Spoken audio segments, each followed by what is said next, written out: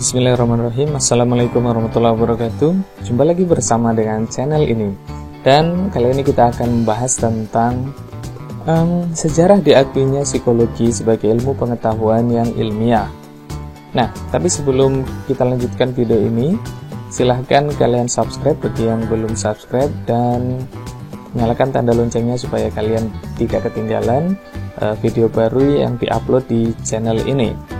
Dan bagi kalian yang merupakan anggota kelas saya, silahkan kalian isi presensi di aplikasi e-learning terlebih dahulu supaya tidak kelupaan. Dan apabila ada kuis di dalamnya, silahkan kalian kerjakan setelah kalian memahami materi yang kami sampaikan. Baik, kita akan mulai pembahasannya. Nah, pada video yang sebelumnya saya sudah membahas bahwa ilmu psikologi itu pada awalnya belum diakui sebagai ilmu pengetahuan yang ilmiah. Dan untuk merefresh kembali, kenapa psikologi pada masa itu belum diakui sebagai ilmu pengetahuan yang ilmiah, maka kita akan bahas sedikit tentang syarat ilmu pengetahuan diakui sebagai ilmu pengetahuan yang ilmiah. Yang pertama adalah ada objek yang jelas. Nah, pada masa sebelum diakui sebagai ilmu pengetahuan yang ilmiah, psikologi belum bisa mendefinisikan objeknya secara jelas. Jiwa sebagai objek psikologi itu masih dianggap belum bisa diteliti, didekati dengan ilmiah, dengan objektif. Nah, syarat yang kedua adalah metode ilmiah. Jadi, ketika objek yang diteliti itu jelas, dalam hal ini kalau psikologi adalah berlaku sebagai manifestasi dari dinamika kejiwaan, maka metode untuk mendekati atau untuk melihat fenomena dari objek ilmu pengetahuan itu menjadi mudah untuk dirumuskan. Kemudian melalui proses penelitian yang ilmiah tadi, kemudian ilmu psikologi dapat menjelaskan fenomena-fenomena dari objek yang dikaji itu secara sistematis. Dan hukum-hukum yang dirumuskan berdasarkan pada penelitian tadi itu kemudian bisa dianggap bersifat universal. Nah, pada zaman pra-ilmiah, jiwa manusia itu didekati secara spekulatif, belum berdasar pada hasil penelitian yang empiris. Banyak pendekatan non-ilmiah yang dianggap bagian dari ilmu psikologi. Nah, kita akan membahas tentang para psikologi. Dari asal katanya, para itu berarti contrary, abnormal, irregular, dan against. Psikologi itu ya psikologi. Jadi, para psikologi itu sesuatu yang bertentangan dan tidak biasa atau yang berkebalikan dari psikologi. Para psikologi adalah semua jenis fenomena psikis, pengalaman, atau kejadian yang terlihat memiliki hubungan dengan jiwa, seolah-olah seperti memiliki kaitan dengan ilmu jiwa atau pikiran manusia, dan yang tidak dapat diterangkan dengan prinsip-prinsip fisika.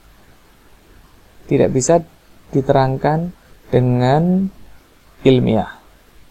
Nah, sebelum ilmu psikologi diakui sebagai ilmu pengetahuan yang ilmiah, pola pendekatan terhadap jiwa manusia sebagai objek kajian dari ilmu psikologi itu masih seperti para psikologi ini. Sampai kemudian seorang tokoh bernama Wilhelm Maximilian Wundt pada tahun 1879 mendirikan laboratorium psikologi yang pertama di Universitas Leipzig. Pada tahun 1881, dia menerbitkan sebuah jurnal riset psikologis yang pertama di dunia berjudul Philosophische Studien yang terbit sampai dengan tahun 1902. Mohon maaf bila mungkin pengucapan saya salah. Wundt menulis sebuah karya yang berjudul Principle of Psychology. Nah, isi dari Principle of Psychology itu intinya adalah dia berupaya melakukan penyelidikan tentang pengalaman langsung dari kesadaran. Apa saja itu? Yaitu termasuk perasaan, emosi, gagasan, yang semuanya itu diteliti, didekati dengan menggunakan metode introspeksi. Wundt adalah orang pertama yang menyebut dirinya psikolog. Nah, karena Wundt mendirikan laboratorium inilah, kemudian psikologi dianggap sebagai ilmu pengetahuan yang ilmiah.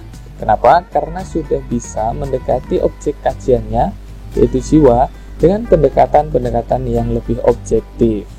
Jadi kita para psikolog itu ya harus berterima kasih, karena kontribusi Wundt ini membuat kita kemudian bisa mempelajari psikologi secara formal sekarang, dan bisa mengembangkan keilmuan psikologi lebih luas lagi. Terima kasih. Demikian gambaran bagaimana ilmu psikologi itu sampai pada awalnya dianggap belum ilmiah karena belum bisa mendekati jiwa sebagai objek kajiannya itu dengan pendekatan ilmiah, sampai kemudian Wundt mendirikan laboratorium di Universitas Leipzig, dan itu dianggap sebagai tonggak di mana ilmu psikologi dianggap sebagai ilmu pengetahuan yang ilmiah. Terima kasih sudah menonton dan saksikan juga video-video selanjutnya. Assalamualaikum warahmatullahi wabarakatuh.